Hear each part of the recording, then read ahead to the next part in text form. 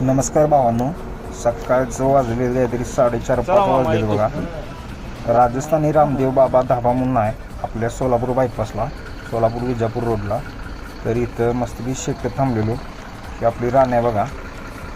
तर उठल्या मग जरा म्हणलं गाडीला अगरबत्ती ओवाळूया. मग म्हणलं स्टार्टर मारूया.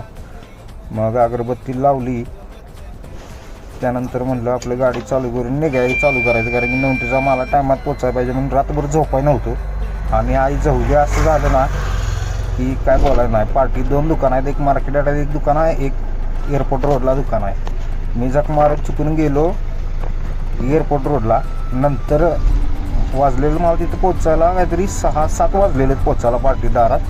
तर तिथंच घेऊन जाऊन जरा झोपलो. रात्रभर झोपाय नव्हतं. नोंदीचा माल म्हटलं एकदा झोपलो की मी उठणार नाही म्हणून. तर भावांनो, सकाळचं वाजले 9:30. हे बघू शकताय सोलापूरचं मार्केट यार्ड आहे. लुटालुटी चालू आहे.